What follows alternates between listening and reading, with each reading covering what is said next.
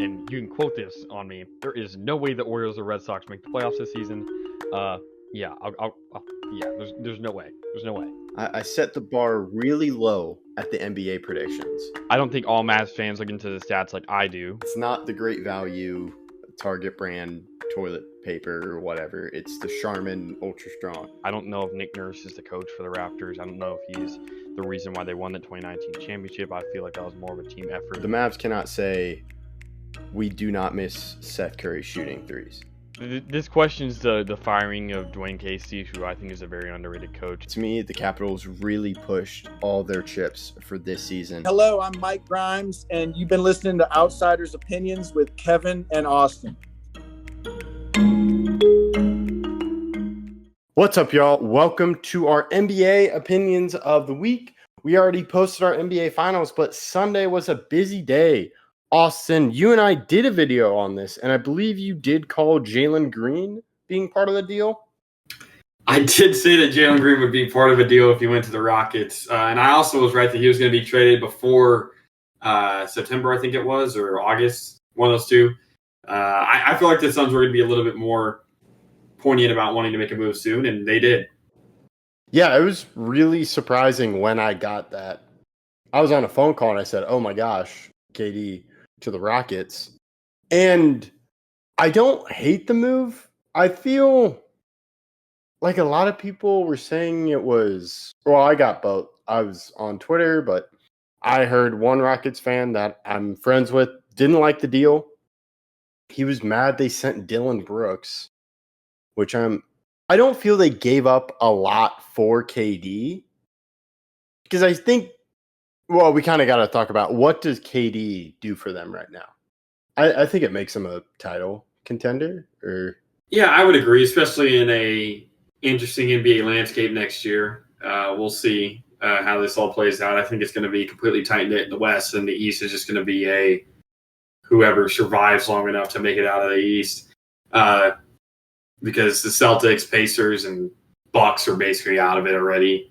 You have the Knicks, you have the Cavs. We'll see what happens there. You have the Magic who just traded for Bane. But in the East, it's going to be hard to see a winner come from there. I mean, there's a chance, but in the West, bloodbath. I mean, you have the Nuggets and OKC are both going to be good again next year. What's going to happen with the Warriors with Jimmy Butler with Curry's health? Is it going to come back positively, or how is that going to shape up? And then with the Rockets, I like the trade. I don't love the trade. I the same thing with the Suns. I think people are overhating on what the Suns got. Jalen Green still has a lot of potential, and I think he's better off of a playoff team than on one right now for him to develop as a scorer and as a leader.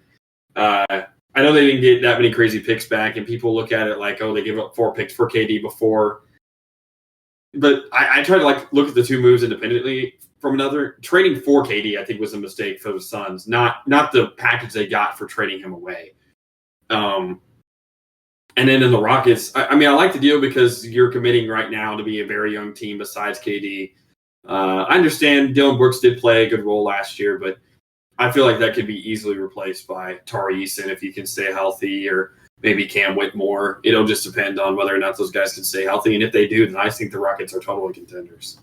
Yeah, I think it makes them good now. And I agree. The KD trade for the Suns should be viewed differently than this, because you also have to think about just the number of injuries he's accumulated.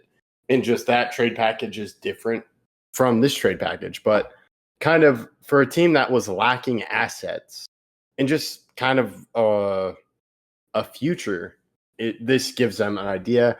Of course, there have been the jokes about the shooting guards.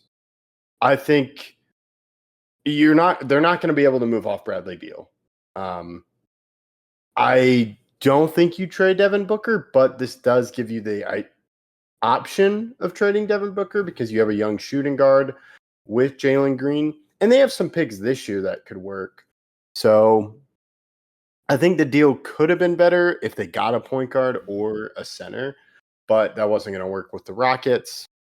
So there's a starting point now for the Suns as they're rebuilding, and you can see what Jalen Green does for you. Dylan Brooks is a guy you can maybe trade, And then when you look at the Rockets, yes, they do. They are a young team, but I really like their starters with Kevin Durant. And kind of he doesn't have to be that guy. They still have some great players around him. So it's more by committee, and they meet where KD is at now, I think. Because I think KD needs help, and he's going to be a guy that I think you just have to expect him to be injured this season. Yeah, but he doesn't have to be that crazy offensive role we've seen before. I mean, between Amin Thompson and Alperen Sengun, they're going to have their offense in good hands. It's really for the playoff moments, the experience, and also KD's been there, done that. He's basically done everything you can this league, MVP, title, all that. So I like the move. He wanted to go there too, so I do think that adds to KD. But this is part of KD's career. He's happy somewhere, and then he's not happy there. So how long does he stay happy in Houston? I would say as long as they're winning. So if there's ever a hiccup next year, I could see him getting mad. But if not, then yeah, you're right. You have to worry about him being injured. But I don't think that that's too likely, at least major-wise, because he's not going to have to play a crazy, crazy role. Yeah, I'm trying to think of a role he could play.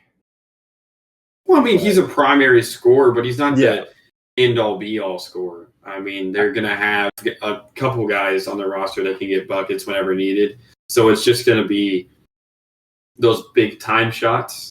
He can just kind of be himself. He doesn't have to play any particular way to make it to where he's valuable, because his value comes from just him being KD, not him trying to be something a little bit more than that. Yeah, like he doesn't need to be a guy always with the ball. Sure. Because I feel that's kind of with what the Suns did following that KD trade, and kind of for it too. It was like, hey, you have to be the primary scorer. You need to be leading the offense, because it didn't really have a point guard for most of that experiment. So, he goes to put promising teams. Like the Rockets are a promising team, like the Suns were a promising team. The Nets was a fun experiment because that was just kind of him and Kyrie, and they made themselves promising, but kind of ever since with the Warriors, he went to promising teams so he could just be that final piece. I do think he got carried away with it in Brooklyn and in Phoenix. So maybe he's learned his lesson not to interfere with it and to make those decisions and just let the GMs make those decisions instead of him going, ooh, I want my buddies here. I want them to trade for Bradley Beal. Or I want them to trade for James Harden. Which, talking about James Harden, the Rockets, the Thunder to Rockets pipeline jokes have been fun to see. Yeah, they're going to be a fun team to watch. They were a fun team last year. I mean, they were just the 2 seed. So I don't think regular season success is why you get KD. If you wanted regular season success, you make no moves because they were, again, the 2 seed. You do this for postseason run and hopefully a championship. Yeah, and you talk about regular season success. That's how you get on KD's radar. Is someone like, oh, I will say though, the Spurs didn't have that, but you do have Wemby. That's kind sure, of but 2 out of the 3. Well, and the Heat weren't good in the regular season last year. Only one of the 3 teams he was interested in going was actually had some regular season success. But I do think that's the reason why they were on his radar. Right? They don't have the appeal of being in Miami or being with Wemby. So I think it makes sense for the Rockets to get him, and I'm excited for how he performs in Houston. Yeah, I'm really interested to see how it works. And now I'm interested what happens in the draft. Or do teams make following moves? Kind of we talk about the West being just a bloodbath. What teams respond to that? So we'll keep an eye on that as the NBA draft is going to be tomorrow. As this is posted, let us know your thoughts in the comments. We appreciate you listening to Outsiders Opinions.